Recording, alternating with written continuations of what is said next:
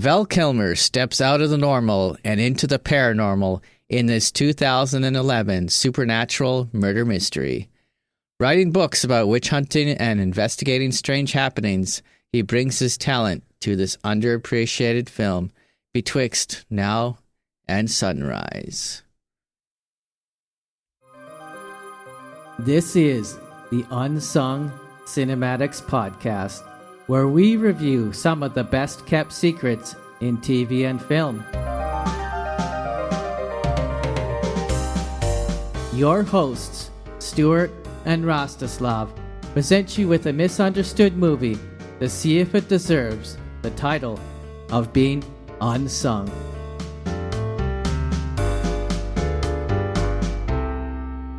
Hello, ladies and gentlemen, and Rosto and Ken, vampires and ghosts and Christmas elves.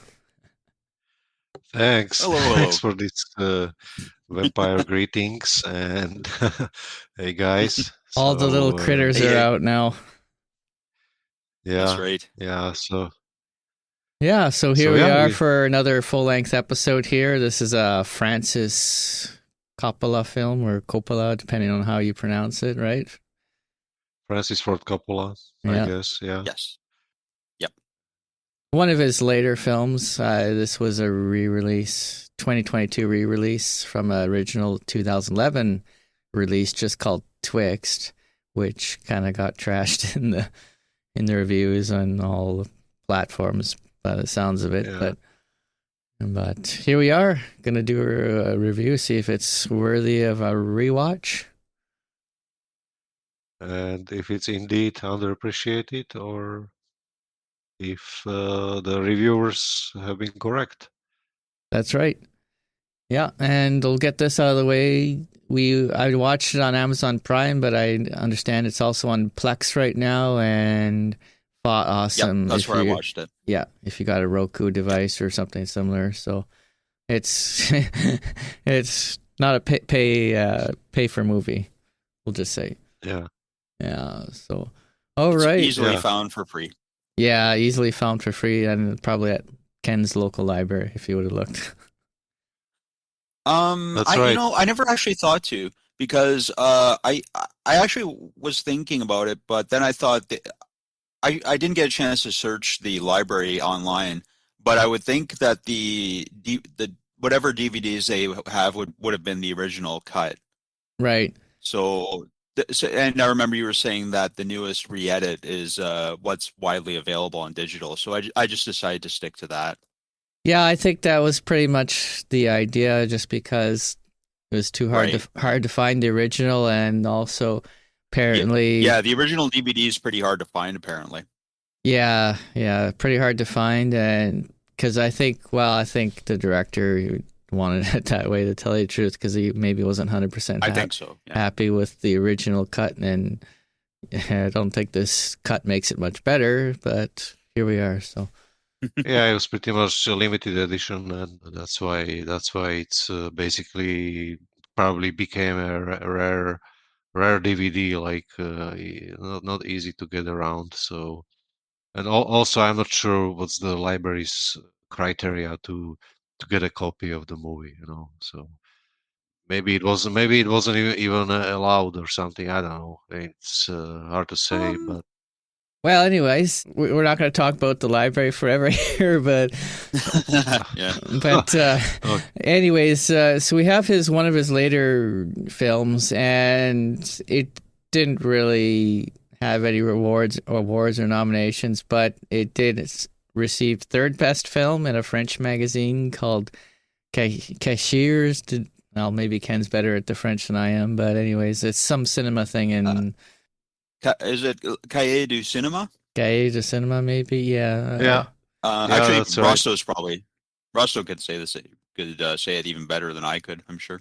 Yeah, and it was released by 20th Century Fox and the American Zoetrope production company, or distribution company, I guess. That was Francis Ford Coppola's company. Yeah, but the re-edit was released by Lionsgate, though. I saw. Okay. Good catch there, Ken. I didn't pick that up. And it's only an hour and 20 minutes. Apparently, the original cut is about 10 minutes longer. That's what I could find. Yeah, I think that's right. Yeah. And it's got trashed in the ratings, 4.8 on IMDb, 440 Metascore, and apparently the tomato meter was 39 or something, or 38. So that's where we're at for that. So it's way under the radar. Of course, with the new re-release on Amazon, it's kind of picking up steam again. Its popularity. So maybe this is a good time to review it. The film is set in the modern era. I'm gonna say around 2000s, somewhere in there. Small budget of just $7 million, but it only brought in $1.3 million originally. And I suppose that they're getting royalties from the Amazon stuff now, but not so much anyway, because I don't think they get so much views, right? On Amazon or Netflix or HBO, I think it's it's probably just pennies. all depend. Well, first of all, it's pennies, and then all depends if you actually streaming the movie, right? So if you are not streaming, you're not getting anything. You're not getting bread, so So well, we got to support his retirement, right? Yeah. Yeah. I think that's my cue to say something what I think strongly about this movie. I would like to jump into first category, which is directing. Speaking about this flop, like 7 million budget. Second thing, the movie was primarily shot on Francis Ford Coppola's estate. And the third thing, it was written, directed, and produced by him. Yeah.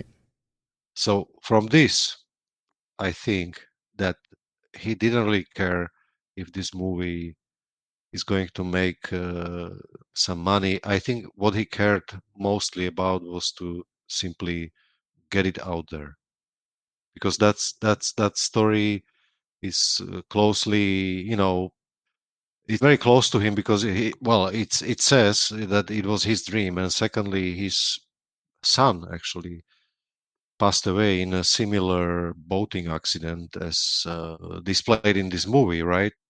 Right. About girls. So I think it's very personal for him, and he kind of wanted to got it out of his chest, and tell the story as some sort of, I guess, apology or reconciliation, or I don't know what, but yeah, it sounds like it was haunting him for many years, this whole situation with his son, and I guess this dream that he had was him sort of finally putting it to bed.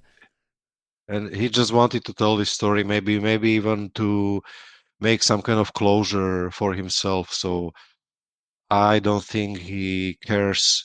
I mean, this is a huge director, he already earned so much money that he could live off the royalties from Godfather, or Apocalypse Now, or all those movies. He could be living for another 20 lives, basically. It's right, rich. Guy is basically extremely rich, and this movie was just kind of a pet project. Like I said, some sort of spiritual project, I would say. Or so that's my take, saying that it's a flop, but for him maybe it's not really a flop. And well, it sounds like it's a story that had to be told, regardless of what everyone else was thinking about it. So, yeah.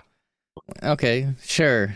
I'm not gonna fault him for that. I mean, I don't know. There's parts of the movie I liked. I liked the music and the score, soundtrack, and well, I wouldn't call it a soundtrack. The music was kind of off kilter, but it was an interesting score. Yeah. Yeah. I mean, this is slated as a supernatural murder mystery. The plot maybe is a little thin in parts, which we'll get into, but the plot was a little thin in parts, but some of it was a little more deep and Yeah, I just want to agree with you guys about the soundtrack. I used to listen to Dan Deacon. That's one of the composers. Dan Deacon, he does kind of like acid hip hop style or kind of like Hmm. psychedelic electronica stuff. So it was very Okay. suitable. I don't know the other guy, the Osvaldo Goliov, okay. but I Hmm. know the works of Dan Deacon. He does Huh. Interesting. he composes the music professionally, so he was I think really suitable. As for your, I'm not gonna question Coppola's ability or to direct this movie. I mean, there is no question he's a great director. There is nothing to say about that. He did the best he could to basically take one of his dreams and make it a movie. I mean, how long is one dream? It's what is it? A couple of seconds, and Right. he put Yeah, yeah. But it seems like a lifetime sometimes.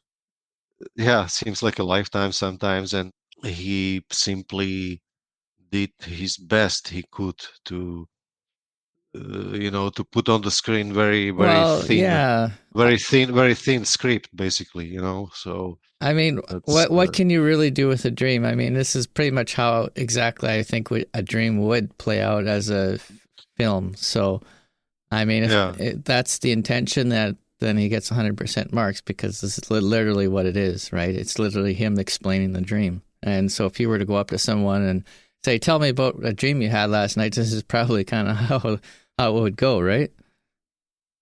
yeah, it's like those books like explanations of the dreams, you dream about something, you grab a book and you just go like what symbols you've seen, and you just get some kind of explanation. So this is like that, right? Right, Basically, you go to this, you start to consult this book or something, and you get your answers. right. Practically, that's that's what this movie is kind of seems to me. Like some sort of deep, in depth, right? Explanation of someone's dream. Yeah, well, there's a stark contrast between the dream sequences and his actual dream, I suppose, and the stuff that he wrote to for sort of pad it out as best he could, right? So, I mean, the mystery part Right. of it, of solving this murder mystery, that was the stuff, that was the padding that maybe wasn't in the dream, but everything else was in the dream, I suppose, as far as I know. That's right. We have these big names like Val Kilmer, Bruce Dern. I mean, Bruce Dern was amazing. I mean, Yeah. I'm going to talk about this later. Yeah. And all these big actors, they kind of got into this project together with Francis Ford Coppola. It means something, right? I mean, Well, I'm sure they all wanted to work with him, right? yeah, that's for sure. For Ella Fanning, I'm sure this is one of her earlier films, so this was almost a way to I I believe so, yeah. prove And of course her she's ability. yeah. And nowadays she's in stuff like Predator Badlands, so Yeah, so she Oh, made here a you name go. for So herself. yeah, she yeah. did definitely, yeah. So as for the first category, which is directing and soundtrack, mood, dialogue, and etc., it was simply Francis Ford Coppola. There is no, I cannot say, I cannot question anything. What he did with this movie. Okay, The only thing I can question, like, okay, this is like something extremely personal, and why would we care? We all have our tragedies, we have our stories. That's the only thing we can say. right. It's a different story when he did movie about Vietnam War. It's a different story when he did movie about this mafia family in New York, right? Hmm. But if he did something really, really personal like this, the only question is, who cares, right? Yeah, yeah. All right. Well, So. I don't have a lot to say about else to say about it, but I just wanted to mention I believe the original cut had cut out some parts that were more comedy related or slapstick ish, and so that's maybe some of that relief or that comic relief was stricken from this version, and maybe to its detriment even, but just wanted to mention that as a pat. I was actually enjoying those humorous element. Yeah. Because if he would focus, if he would be focusing only on those dream sequences too much, that would be kind of cheesy. It would be like those teenage vampire, Yeah. movies like Twilight. All style and no Uh, substance. yeah, yeah, just kind of like gothic teenage drama, and it Teenage would be really, angst, woe is yeah, me, the world hates me, and whatever. yeah, yeah. It would be ridiculous in the end, but actually, those funny parts and slapstickish mm, sequences were actually making the movie more enjoyable. Yeah, for sure. I Yeah, agree. I agree yeah. 100%. Ken? Well, I'm gonna diverge from you guys a little bit. I think the way I could summarize this betwixt sun now and sunrise, I would call it a series of intriguing images in search of a coherent story. Okay. Is I guess the way I would describe it. Well, okay, the story wasn't super coherent, but yeah, it's most dreams aren't coherent, I guess. Well, no, but it was a little hard for me. Like what you guys have said about Coppola's son, and this film seems to be sort of Homage. I get yeah, a way of dealing with that psychological aspect. But I only became aware of that I think last night when I was reading a bit about it, and then you guys talking about it. But I guess I'm trying to take the perspective of someone who wasn't aware of that part of Coppola's background, like say an average Uh, audience member. Right, And right. and to me, it's a little. I mean, yeah, there's the reveal at the end about how Val Kilmer's character's guilt is resolved that way. But as that's not, I think audiences have sort of seen that a lot anyway in other stories or other films. So Right. I guess I was coming at it from the perspective of someone who wasn't familiar with Coppola's background that way. Like they would only know him as the director of Apocalypse Now and the Godfather trilogy. So, Right. So, Right. yep, a newbie or something, or someone completely right. oblivious, just a average Well, moviegoer who doesn't pay yeah, attention average to moviegoer. Yeah. directors. Maybe they follow a few actors, but they don't really have much of a critique in them in the way that they just say, "Oh, this is good or bad," and they don't go any deeper than that. Is that what you're saying?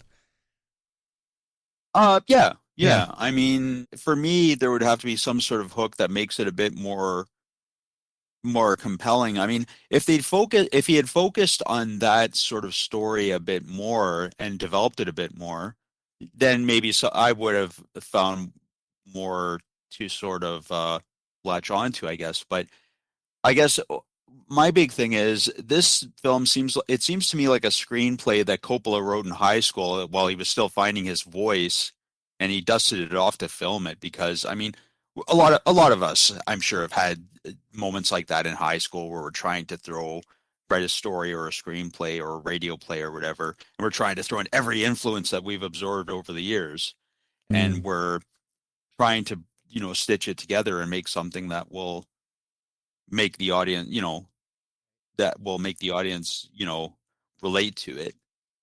I didn't find a lot to relate to because there was too many. I thought there were too many things going on. Like they were switching from the vampire story to the ghost story to the alcoholic writer story, it just felt like it was like there was a kitchen sink approach going on that it just did. There were too many it felt like there were a lot of influences that Coppola was trying to stitch together, and it just didn't add up to something I could really latch on to. Well, Yeah. I'm going to agree with you. This isn't a story that it goes from A to B to C to D. It goes from Right, A sure, to D to C to A to D because it's just Right. how it is. It's yeah, non-linear story basically. It kind of jumps all over the Oh, yeah, place. yeah, sure. No, Ken, you are absolutely right that common viewer absolutely doesn't care about Coppola's story with his son, right? I mean, this is what I was trying to Y- say. His personal tragedies. We can feel sorry Right. for him, but Oh, but yeah, of that's it. course. Yeah. Yeah, of course. Yeah, and that's why I am not surprised of low ratings and titles like boring, awful, Coppola is losing his marbles, and all this Yeah.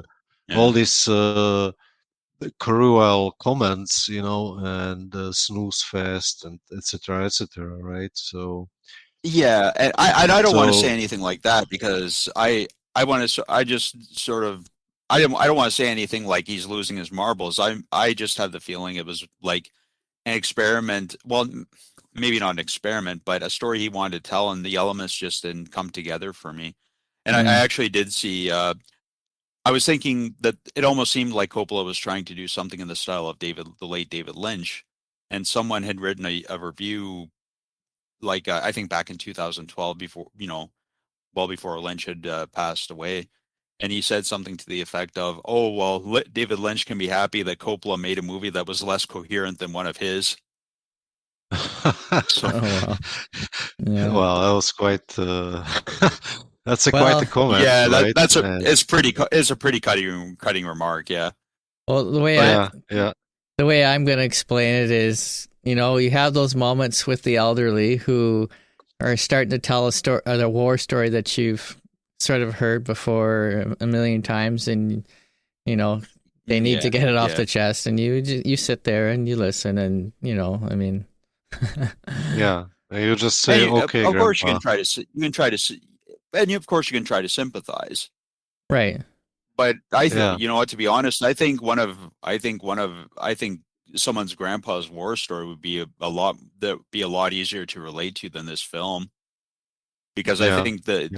the grandfather telling the war story would have some like a through line, and not be trying to pull like material from like if we're gonna I guess if we're gonna talk about an analogy like that, this would be like a grandfather. To me, this would be like a grandfather starting to talk about storming the beach in Normandy, and then talking about having breakfast in one of the Italian regions and something like that. And then Right.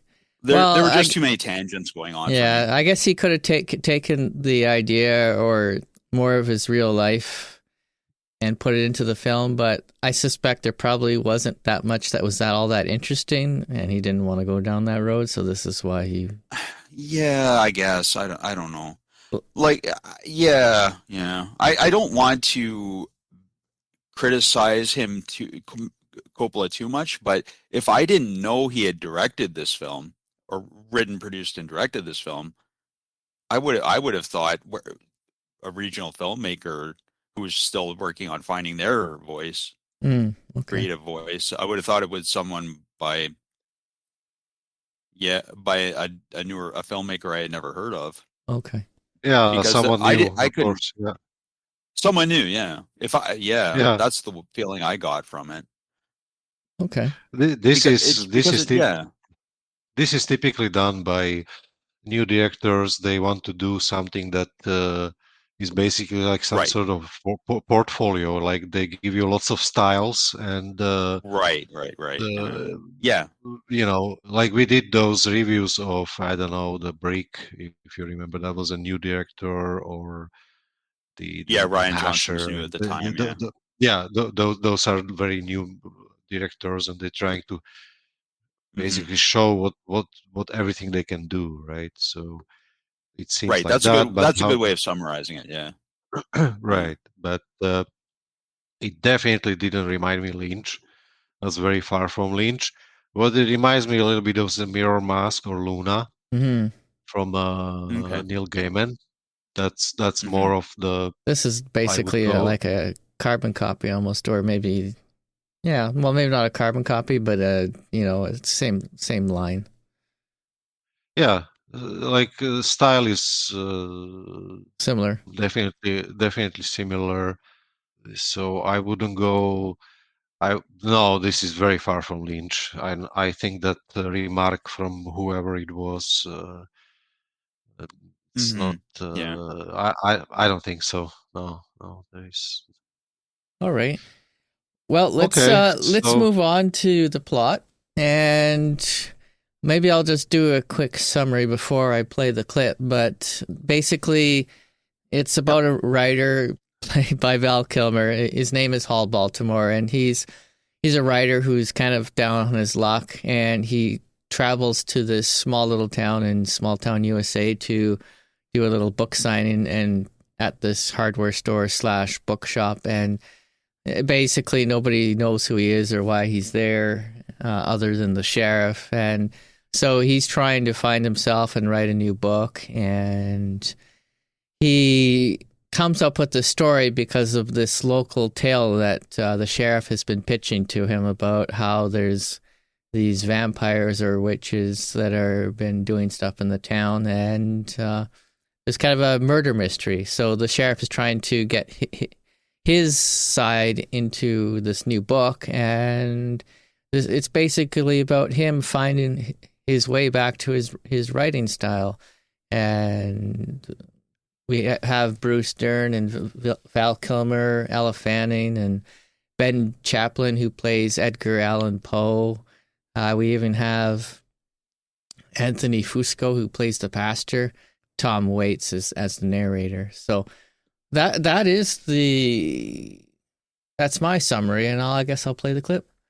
The night was humid.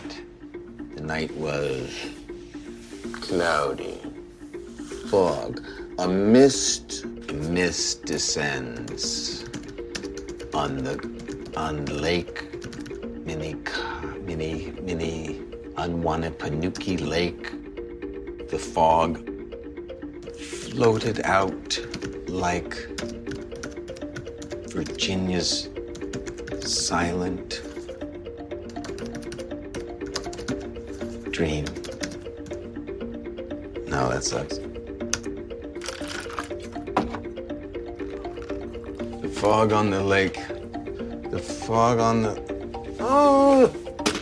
The fog on the lake, just to torture Sam.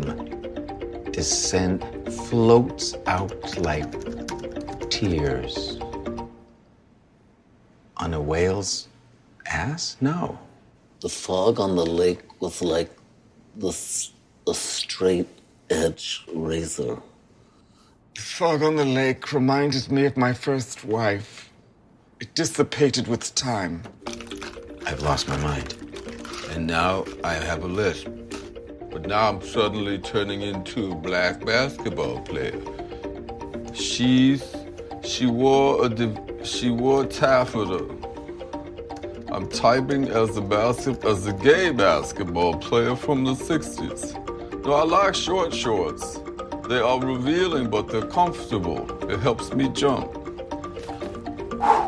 There was no fog on the lake. Yeah.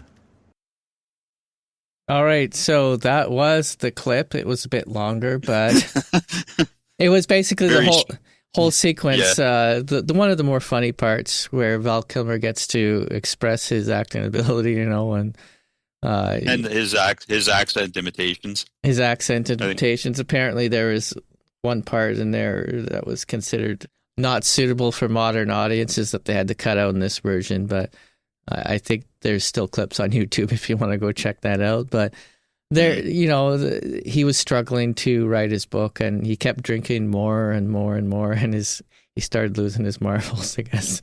So, yeah, that was like I said. This humorous part of the movie. I was enjoying. I mean, I enjoy Val Kilmer in any kind of movie. I like that actor. He's uh, he's very gentle, and I like him. Simply, he's not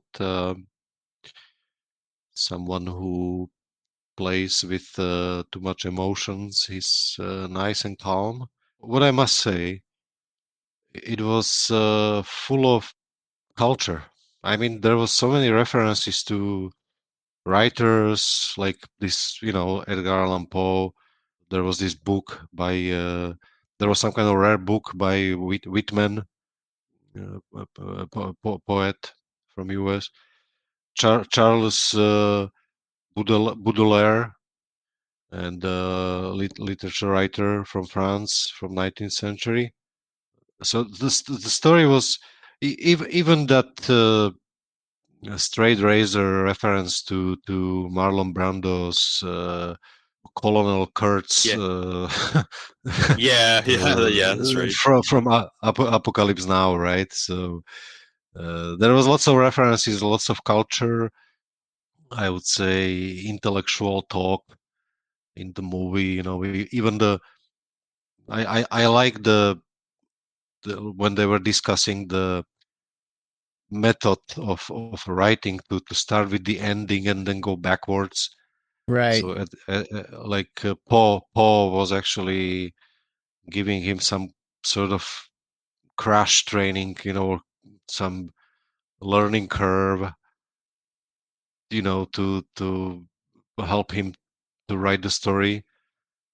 That's I mean, there's not really plot, like guy comes and Yeah. goes, right? I mean, I mean, the plot was basically him and the sheriff and him trying to, well, I guess maybe even his wife, a tiny, tiny bit there was sort of goading him on. But I mean, yeah, I hate that Played by- Skype sound. That Skype Yeah. ring. That Skype ring was that kept waking him up out of the dream world. yeah, that was so 2011, Yeah. that that Skype I ring think is Ross horrible. we'll reveal some behind the scenes footage here, but we'll just explain this to the audience. We used to use Skype for Rosto and Ken, and Yeah. and every time we're trying to reach Ken, the Skype sound would come on, and Rosto would get so ticked off at that sound. So Yeah, annoying. Yeah, really annoying. So it was, and in the end, PTSD. also the whole yeah, also the whole Baltimore was pretty annoyed by that sound. So Right. I'm not the only one. Yes. I'm not the only one, right? So Yeah. so yeah. I mean, there is one main story. Then there is some sort of background plot. There is another story within the dream, right? Yeah, well, there's a story of the pastor and the children. The children were all, we'll just say, murdered, I guess, and like story from 100 years ago or something, like really like a historical events about some pedophile pastor Floyd, right? Right. Who was he was obsessed that they thought the kids across the lake were vampires, so he didn't want them to basically become vampires themselves. So he thought, well, you know what, I might as well go and do the job myself. Yeah, and plus he was using some sort of cream to apply on kids. So basically, so he could kind of touch them or something, So that was quite explicit, that he was actually quite of a pervert, right? Mm. Yeah, So, yeah, and Elle Fanning's character Victoria was one of his targets, I guess you could say. Yeah. Victims. Yeah, she was older, right? Yeah, she was the one that kind of escaped and kind of slipped through his fingers, I guess. But did you guys notice at the start of the film when he's at the hardware store, the sheriff makes a sort of a snide comment towards Baltimore there about being a bargain basement. Stephen King. Stephen King. Yeah. Trying to, I got that. Yeah. Trying to get in on the horror gig. Yeah. So I wonder if that was was like a joke on himself, I guess. But yeah.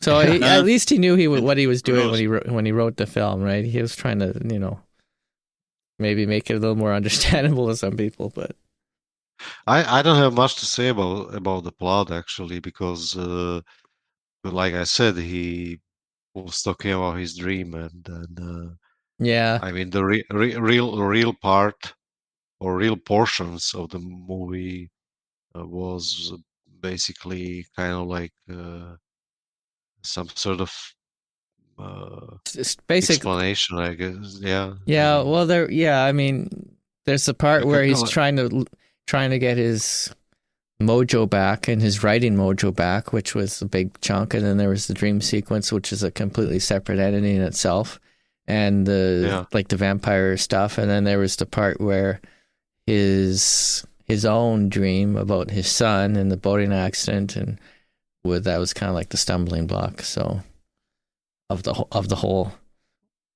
In the movie, it was his daughter. Yeah, in the movie it was his daughter, but I mean, I'm just movie was his daughter. Yeah. This narrator of the story, I found him completely useless. I mean, okay, he was there at the beginning, but then no, I'm serious. Yeah, I mean, yeah. I know what you mean. The guy was okay. He said something at the beginning, like what kind of town is it? Who is it about? Yeah. That there is lots of fugitives, some stranded kids, and etc. But then he kind of disappeared. There was I didn't notice he was there. This narrator again, maybe at the end, but that's it. Yeah. So a kind of touch of the movie was kind of lost to purpose. It kind of felt like they threw that in just to say, "Hey, we got Tom Waits in the movie." Yeah, I think so. I think that's the way it felt to me. Yeah, probably. Yeah, something like that. Yeah, I would say so. Well, they enjoy his voice, I suppose. I found there's another funny scene. I like his music. Don't get me wrong. Right, but it did feel like it was just sort of stunt casting in a way. Well, I mean, a lot of movies do that, I guess. But yeah, it's pretty common. Yeah. Another sort of funny element or scene, I should say, is when he was talking to his wife on Skype there, and he says he's having a little scuttle or tiff with his wife, and he mentions, what people always ask me how I know so much about witches, and he's like, because I'm married to one. Yeah, and that scene is kind of funny because I don't know if you guys are aware of this, that the woman, the actress who plays Denise, his wife, was Joanne while used to be ex-wife. She and Val Kilmer used to be married. Yeah, they were exes. Yeah, so it was life imitating or art imitating life. It's a little Yeah. Well, yeah, that was another useless character I found, but I guess we know why she was in the film now. Well, it's hard to say if that played into it, but and then I guess she was also there for what you were talking about, the Whitman book. She was saying, "Oh, we have to sell this," and she was like threatening him and with it, and he was saying, "You got to use the gloves to handle it." Yeah, and he's just falling because it was a rare edition.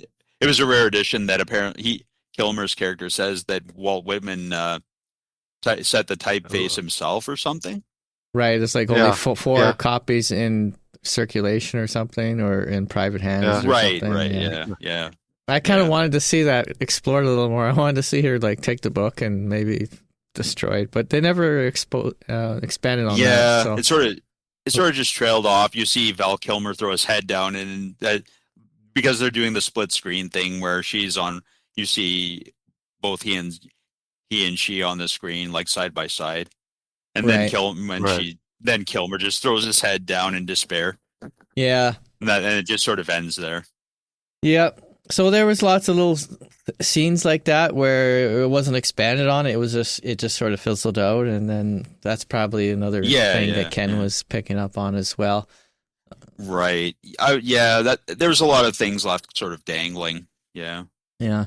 We had some stylistic things as well. Like a lot of these scenes, they would do it in black and white and then add colored elements of, let's say, red to blood or the river or Blue. or fire or blue. That didn't actually bother me. Yeah. That didn't bother me, actually. I mean, I thought the atmosphere in those sequences, I thought the atmosphere was really well done. Like with the blue tint and of what I guess was supposed to be the moonlight. I thought that was well done. Yeah. Oh, yeah. For sure. Yeah. And I don't know if you noticed, there was another scene there with the river. He was going across the river on the makeshift bridge or something, and then there was a large river there. It was like, I don't know, it was rapids or something, and the rocks everywhere. And then as the scene sort of resolved itself, it turned into a dried up river. There was no water, and I don't know if you noticed that or not.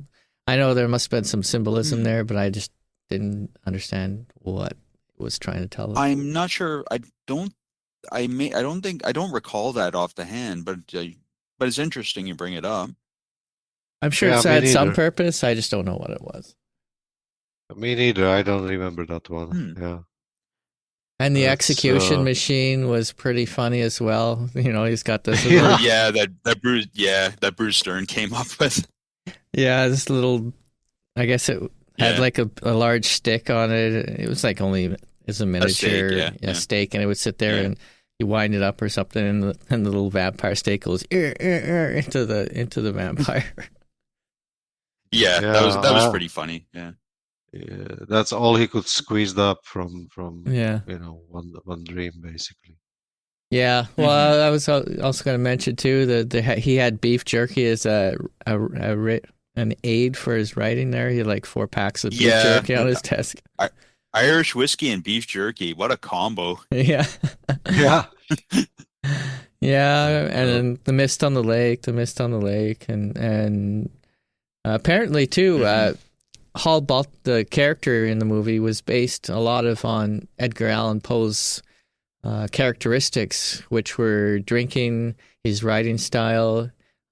He married apparently he married a 13-year-old Edgar Allan Poe, which was the same age as Elle Fanning. As Elle Fanning's character. Well, I think the point they were trying to make was that the Victoria character, I think that was supposed to be. I think Poe was supposed to be saying that character was actually his cousin or something, unless I misunderstood. It could be. Yeah. Well, his wife was his cousin. I mean, in a real life. Yeah. So all these little 13. all these little symbolisms are there if you're willing to watch it a second time and try to pick them out, but maybe it's not worthwhile. I don't know, but then a little twist ending there. I mean, I guess most of the film, if you look hard enough at the start, can kind of figure out what's going to happen at the end. But if you're just a newcomer to it, you probably wouldn't pick that up right away. So I won't spoil the ending, I guess. I mean, I guess we already did, but I don't think it's. I think it's a moot point. It's It's like 15 years old and plus. Yeah. And there's another, like, there was a snake in the scene that Victoria was beating the pastor with a chain. The snake was also highlighted out in red and orange. And I think that was probably trying to say that maybe this was like a Garden of Eden type of situation where the snake was coming. In the Garden of Eden, Yeah. So, and this was kind of her rebellion against the, I don't know, establishment, I guess, and the pastor and whatever. So Sure. So I think we can probably move on then to the cast and acting performance. I know Rosto wants to talk about Bruce Dern, so we'll let him start, I guess. Yep. I was simply enjoying the Val Kilmer and Bruce Dern the most. Those were my favorite couple from this movie. There was really great chemistry between those two. They were enjoying this slapstickness, I would say, and all that humorous Yeah. moments. I mean, especially it was really like this contrast, like Val Kilmer, kind of like a calm, Right. tranquil character, right? And then, yeah, Talking this gentle way, and then there is this evilish Sheriff Bobby LaGrange with Yeah. lots of body language and very animated. very animated and gestures and Yeah. Gruff That's for voice sure. and Yeah. yeah, I mean Elle Fanning, she was just at the start of her career and she proved really great, especially playing the daughters. She was really good in playing daughters in various movies. In this movie, she was actually orphan, some sort of vampire or zombie or whatever. I I was enjoying also Paul, but character. I mean, Ben Chaplin played him. Yeah, I mean, he was kind of like character in a dream. You know, he was kind of official, like a professor explaining his subject or something. You know, it was really explain his thesis to the class. yeah, something like that. Yeah, it wasn't. It wasn't. Yeah, it's hard to it's hard to play something that is part of the dream, I guess. You know, Well, I would yes. say if I don't know, I've never met Edgar Allan Poe, obviously, but I mean, if I had met him in real life, that probably would be. He's a very good representation of it, Ben Chaplin. So. I would say so. He was a heavy drinker as well, Yeah. Paul. Yeah. He was heavy drinker. Since he married a 13 years old cousin, well, I think he was also kind of quite Maybe he was depressed. unhealthy. Yeah, unhealthy. Yeah. Yeah. Yeah. Maybe he doesn't even remember marrying her. I don't know. Could be. Yeah. Well, that's how he came up with And, his stories, right? Because of his probably because of his unstable nature. Yeah. I was also enjoying, believe it or not, I was enjoying Deputy Arbus. You know, he was quite. Yeah, he was kind of aloof, kind of goofy. Yeah, kind of lazy bum. Always. I don't want the sheriff yelling at me anymore. Yeah. Yeah. Or it's Sunday. Yeah, It's Sunday. Yeah. He's It's in closed. church. It's Sunday. He doesn't worship all that much, but he's still in church. Yeah. Yeah. Or something like that. I think we can all agree that the cast was top notch in this film. Yeah. There is nothing to say. It was perfect. Yeah. For what it is, it was great. Well, there is one exception. Yeah. Go ahead. Yeah, I was even enjoying this flamingo. Alden guy, right? you know. Yeah. Yeah, he was The one you okay. I quoted. mean, Well, he didn't have much to do. I think that was no. All he got to do was quote Baudelaire, and He spoke a bit of French, then he kind of just stared, right? yeah, and rode off to Elle Fanning's rescue after the pastor. Yeah, That was kind of a that's strange about it. little But sequence. Yeah. but I like his stare. You know, like it's quite Yeah. okay. You know? Yeah, he does the goth thing pretty well, I suppose. Yeah. Sort of For sure. vampire goth that's common among maybe the early 2000s. I was going to say he's had a pretty interesting career in the years since, because he played, of course, Han Solo in Solo: A Star Wars Story, and he was most recently in Weapons. So I didn't know that was him. Okay. Yeah, he was on Oppenheimer. Yeah, right? that's right. Yeah. He's been in a lot of different projects. Yeah. Must have been all the makeup. I couldn't recognize him. Yeah, with the makeup around the eyes. Yeah, I think that was sort of. So it was an excellent cast, with the exception of Baltimore's wife, which was his literal ex-wife, and yeah, that's all I have to say about it. Well, you know, she's supposed to be annoying, and plus that stupid Yeah, Skybring, all like very fatal mixture, for me. So Yeah. yeah, yeah. she was just buzzing, and being, unpleasant and always Yeah. nagging and asking for money Right, right. and All right. She was what she was. she was what she Right. was. Yeah. All right. So, Yeah, I agree. I also thought Bruce Dern was quite interesting to watch. oh yeah, I That's yeah. right. I thought, yeah, yeah. It seemed like Kilmer didn't have a lot to work with in terms of the script, but he tried to put his own spin on the, let's say, alcoholic writer trope or whatever, or stereotype. Mhm. Yeah. Yeah, he was really good, like this ordinary dude, loser, who nobody knows him, and he's doing Like this his glory days signing. are behind him. Yeah. Yeah. Yeah, yeah, You that know. was really great, Yeah, yeah. and he's Yeah, doing yeah, his yeah. signing. He's doing his signing some hardware hardware story. That was quite Yeah. funny, Uh, Yeah, yeah. yeah, like, oh, do you know whole Baltimore? yeah, I was trying No, who to. is it? I am he. I am I am he. he. That was quite funny. Bye, Stacy. Bye, Stacy. yeah. Yeah, yeah, When he's talking to that mom there. Yeah. She's like, oh, yeah. I well, know. that's nice to know. yeah. Yeah, Yeah. just being polite, being polite. Polite.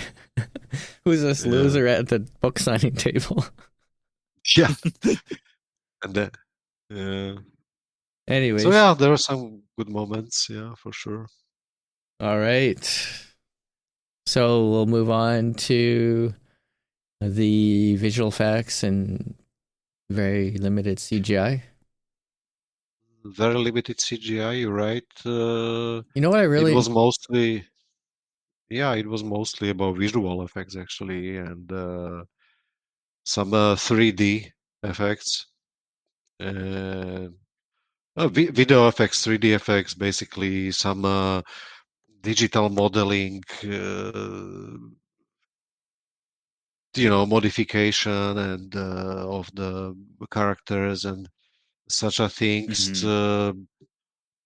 I mean, it was well done. I mean, those dream sequences, like Ken said, like you have this nice bluish atmosphere. I would say, like very dreamy, dreamlike, all that foggy, outdoors with the kind of like gothic uh, touch to it. Uh, I Yeah, it was done very professionally as well as props and everything else. Uh, like I said at the beginning, there is simply professional behind this. I mean, Coppola did I don't know, 50 movies, maybe even more. I don't know. So he's obviously he knows what to do, and how to do it. I and how to do it, and I was really enjoying it. Sometimes in those movies, it's really annoying when you are not able to make this distinction.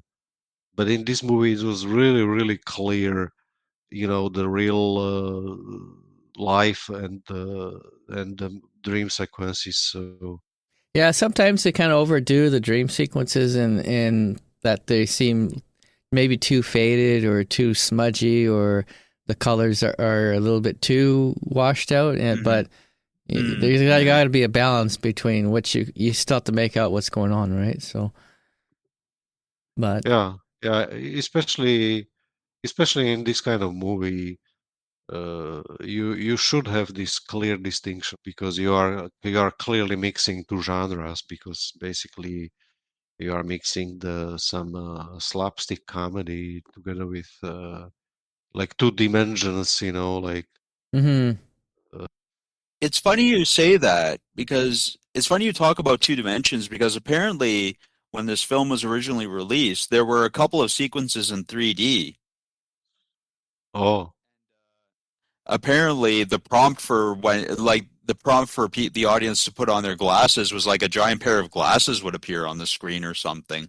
Really? Huh. Yeah. I think that was on the Wikipedia page. I read that Okay, well, it's probably a good thing they cut that out then. for the like home release or whatever. Yeah. Yeah. I would say so. I didn't know that, Ken. I just stumbled on that randomly, like when it was doing its festival run, I think. Because I saw it in credits. It says in credits 3D effects, but I thought Right. I thought they meant to create actually the character and to embed the characters into this Okay. like forest like background or something.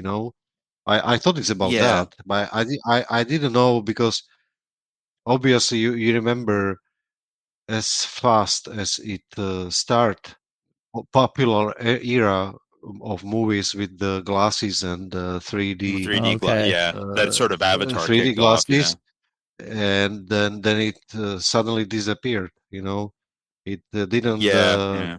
it didn't get so popular as they were hoping for, right? So I was just gonna say, I think I have an answer to Ken and you yourself there. Now, two scenes stuck out to me quite readily, and that was the clock tower and the owl. I thought the CGI in that scene didn't do it for me, but if what Ken is saying is true, that would explain why that scene looked a little off to me. And same with the scene near the end when the vampire was driving Elle Fanning away on the bike. On the motorcycle. On the motorbike, that looked rather low budget as well. But if that was a 3D effect, and they just sort of patched it up afterwards to make it 2D, then that would explain why it looks so cheesy. yeah, Because you know I think, what? yeah, Yeah, that's right. I mean, when you watch 3D effects without glasses, you basically see a blur, right? Basically, when you remove one of the layers, It just kind of looks messy, yeah. then it looks cheap, basically, and messy, right? So that's right. Yeah, you don't have that depth of perception or field or anything. Yeah, exactly. Yeah.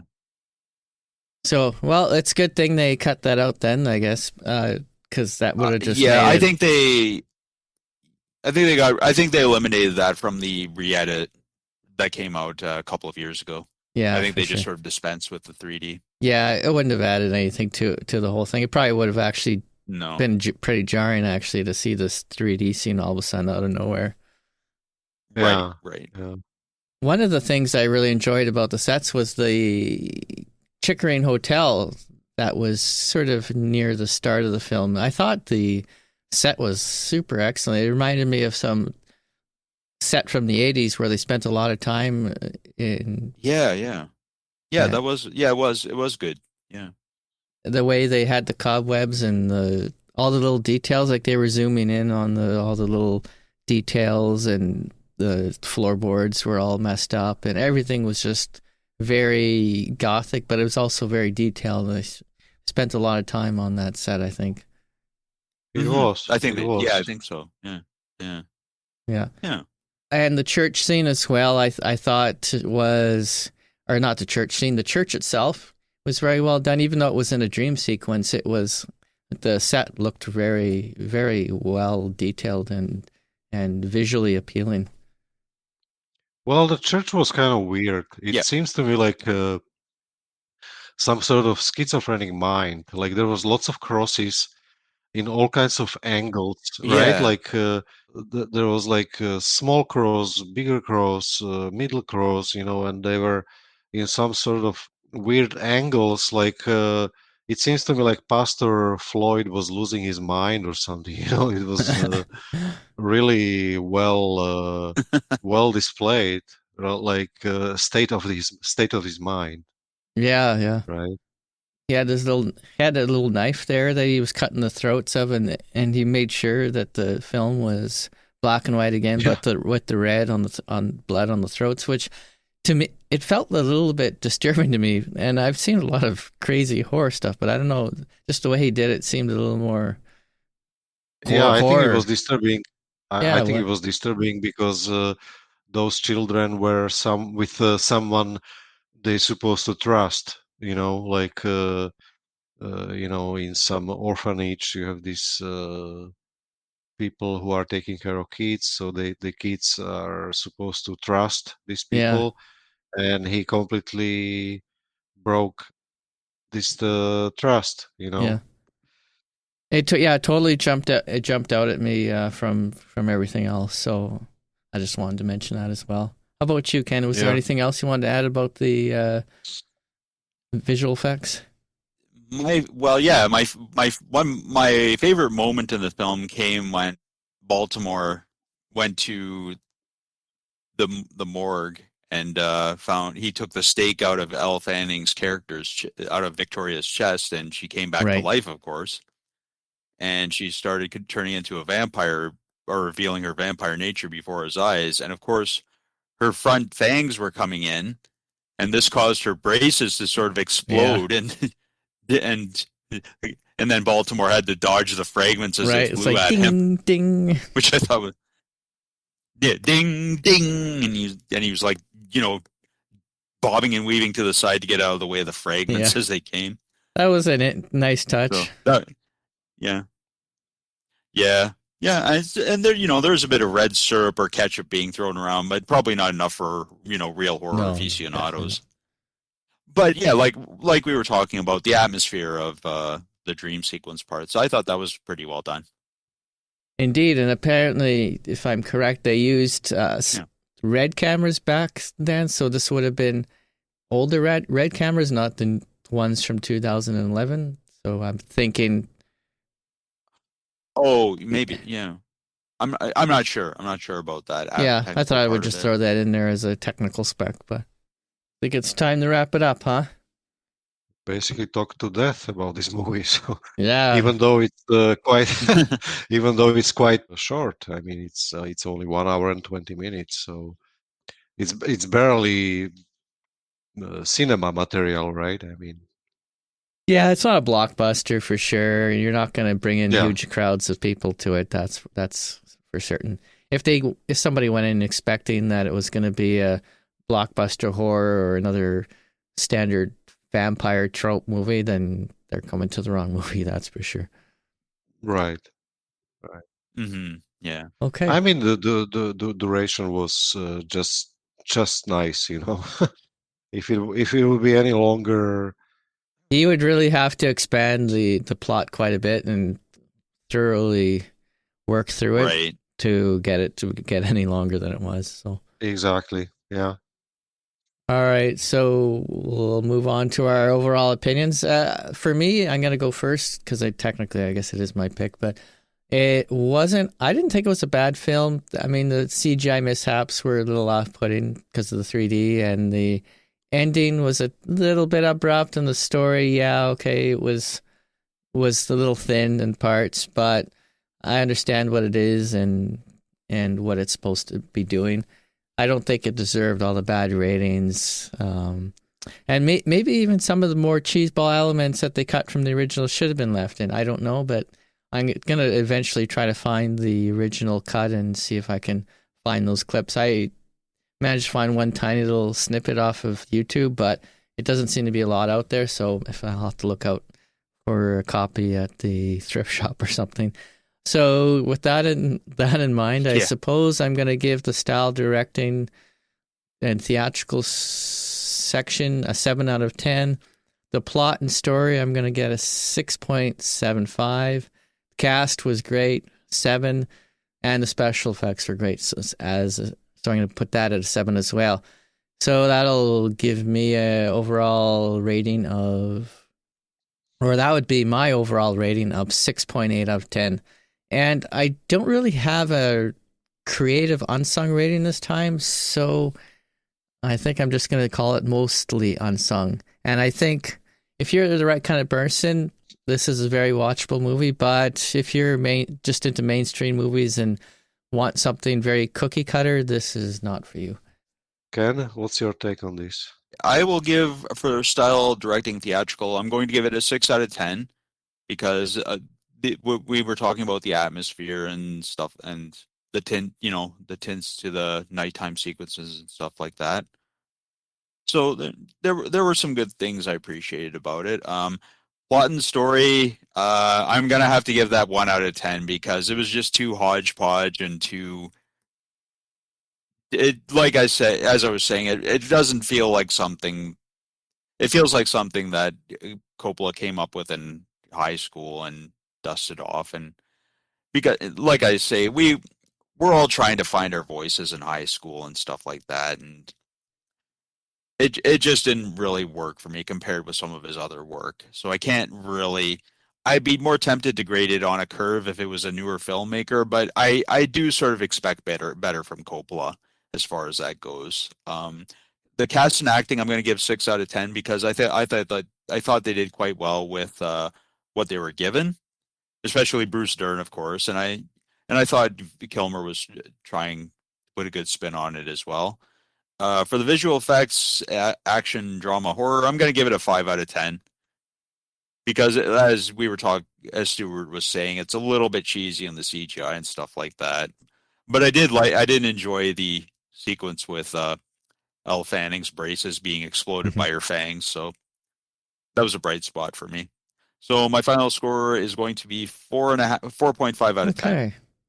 You know what? And I kind of half expected you to have a lower review on this, so it's not a big surprise to me. This is it. I kind of figured this wasn't maybe your type of film, but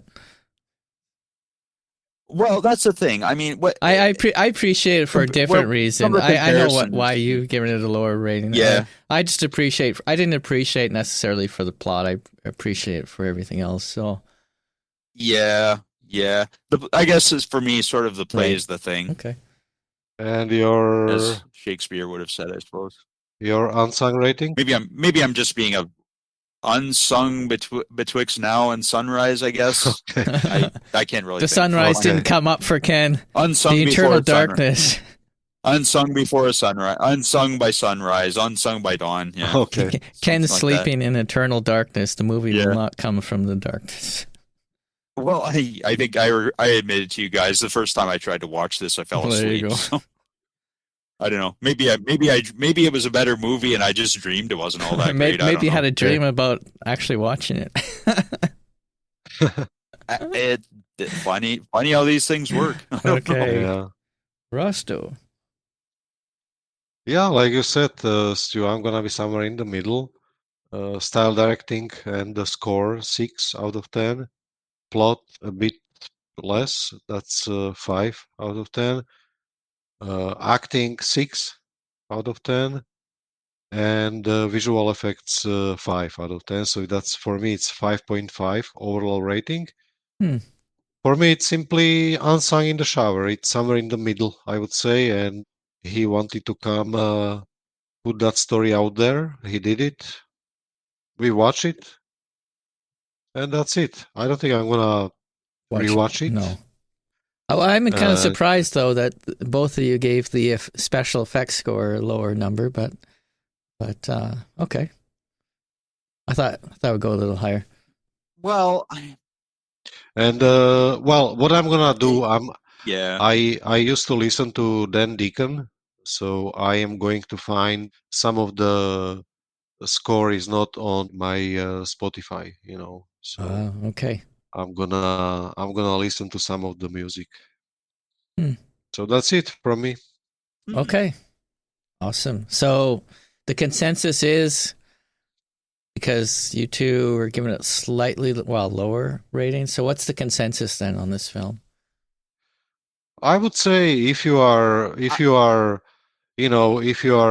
following Francis Ford Coppola and you kind of want to be closer to him or to see his story or something, just go ahead and watch it. Okay. Yeah.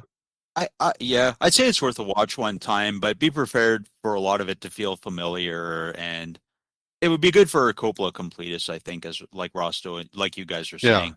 It's good to know the background of the story and how he and how he. what he wants to say, and kind of some kind of message, you know.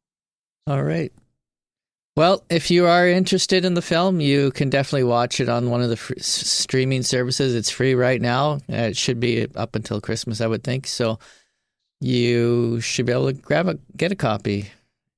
And that'll conclude our episode. Thank you, Rosto and Ken, and to the listeners out there. Yep. Thanks, everyone. Yeah, we had an interesting conversation today. So we'll see you. We're not going to do a off the record before our next full length episode, because we're going to bring in Tyler to record our Japanese pick for early January. Yep. Take care, everyone, and happy viewing. The Unsung Cinematics podcast is produced by Rostislav Miklos and Stuart Rathje. The statements in this podcast are the opinions of the hosts and not necessarily a true statement or literal fact. You can find us on Substack at unsungcinematics.substack.com or listen to us on your favorite podcasting app.